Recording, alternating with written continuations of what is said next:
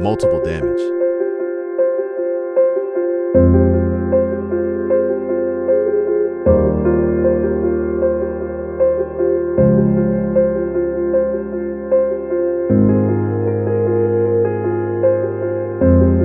The production sequence of a factory involved the operation of 3 reactors, which could work in series or parallel to increase production capacity.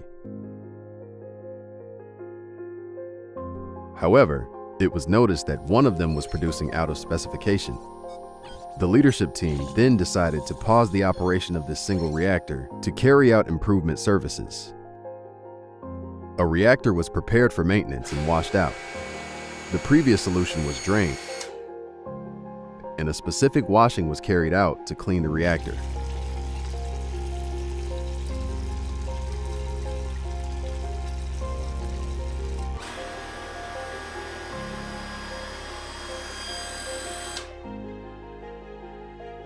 An operator and a third-party maintenance worker were discussing the necessary fittings close to the equipment to verify adversities in place. To perform the necessary adjustments, no welding needed to be done, and no entry was required. So it was decided not to slip plate off the reactor, but to rely on valve isolation. The 3 automatic on-off valves supplying the reactor were closed by the panel operator through the control room.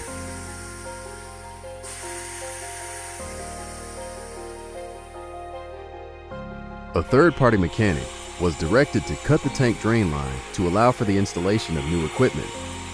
He uses a grinder to carry out the job, supervised by an operator from that area.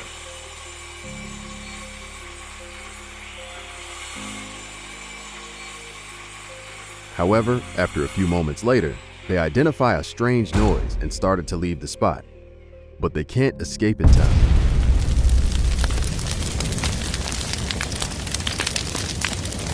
Before they managed to leave the place completely, the reactor was blown off and killed the 2 men. A shockwave caused by the explosion knocked the 2 workers to the ground. Unfortunately, they couldn't resist the injuries. Fire and smoke were seen for about 15 minutes until causes were addressed. So what happened? It was estimated that 7 kilograms of hydrocarbon vapor could have caused the explosion. Some flammable vapor leaked from the nearby raw material tanks through the closed valves into the reactor and was ignited by a high-speed abrasive wheel, which was being used to cut through one of the pipelines attached to the vessel. As the valves mistakenly used as blocking were located at a significant height, a local inspection was not carried out to test the effectiveness of the isolation. After the accident, demonstration cuts were made in the workshop.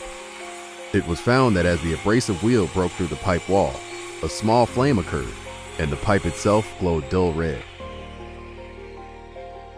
The explosion could have been prevented by isolating the reactor by slip plates or physical disconnection. This incident and the others described show that using only valves as LODO for isolation are not good enough. We must never underestimate checking the effectiveness of the isolation before releasing the permit to work.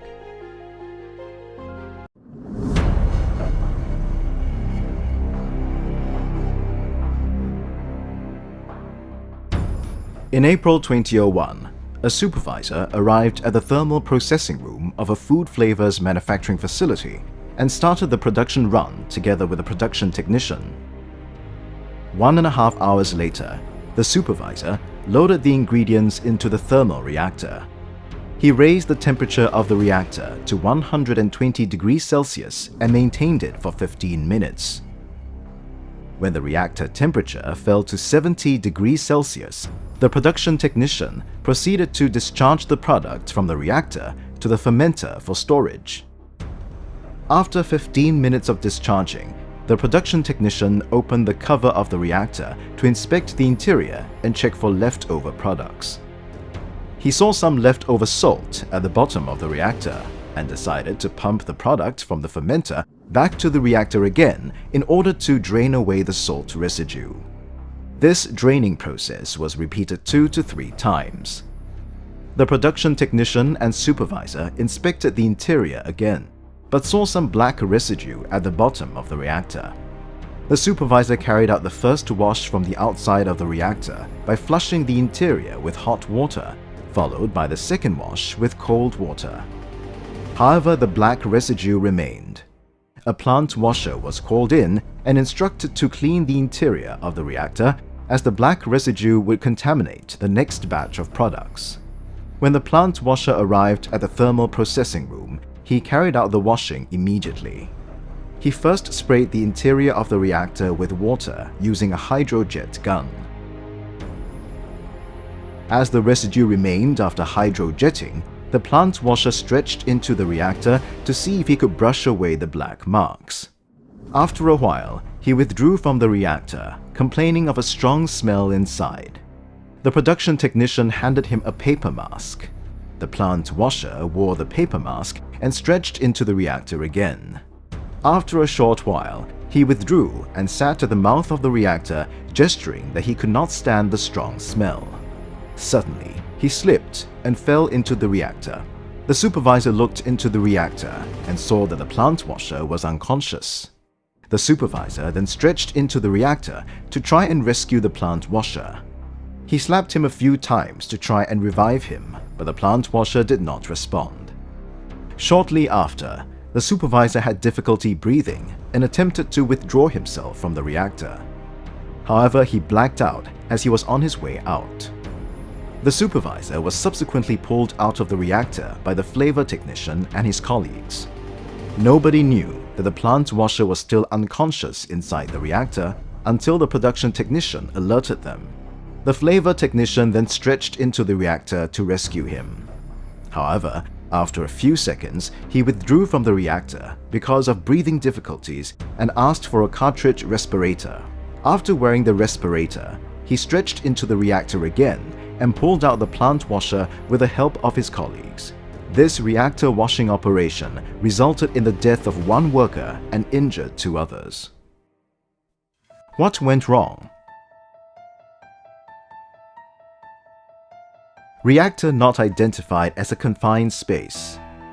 Management failed to recognize that reactor inspection involved head entry into a confined space. It was therefore overlooked that confined space entry was a necessary step of the reactor washing operation. Confined space entry procedures not established. Management knew that head entry was often required but did not institute a permit-to-work system for reactor washing operation. Presence of toxic gases undetected. Management failed to identify that hydrogen sulfide and other sulfide compounds could be generated during product manufacture under abnormally high temperature conditions. No safe work procedures for non-routine work. Only a cleaning checklist for routine work was available. Workers were not given special instructions on how to remove the residual black marks that remained after hydrojetting. Lack of training. The plant washer was not trained for confined space work, and no confined space attendant was appointed to keep watch. No proper breathing apparatus. A paper face mask was worn by the deceased worker instead of an air purifying respirator. Lessons learned. Risk assessment. Before starting any work in a confined space, always conduct a risk assessment to identify safety and health hazards. Measures to minimize risks should be implemented before starting work. Identification of a confined space. Management should carry out a walkabout together with workplace safety and health professionals to identify, document, and label all confined spaces where workers may be required to enter during the course of their work. Confined space entry permit system. It is important to recognize that confined space entry occurs once a person's head passes through the opening of a confined space. Confined space entry procedures and a permit-to-work system for entry into a confined space should be developed and implemented for all such situations. Mechanical ventilation. Mechanical ventilation should be used to ensure that the atmosphere within the confined space is safe for entry. Gas testing. Checks on oxygen levels and presence of flammable and toxic gases should be conducted prior to entry and repeated at regular intervals after entry to confirm that the atmosphere remains safe for continued work. Safe work procedures for non-routine work.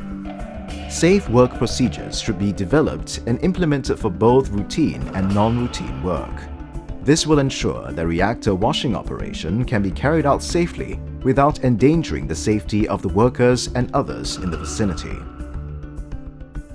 Safety training. It is important for workers who carry out reactor cleaning to be properly trained and fully aware of on-the-job hazards. It is also necessary for them to undergo training on confined space entry procedures and proper use of personal protective equipment prior to the reactor washing operation. Suitable breathing apparatus. Workers must be provided with suitable breathing apparatus before entry into any confined space where toxic gases are present. In particular, the use of suitable breathing apparatus is very important for workers undertaking rescue operations prior to entry into a hazardous atmosphere.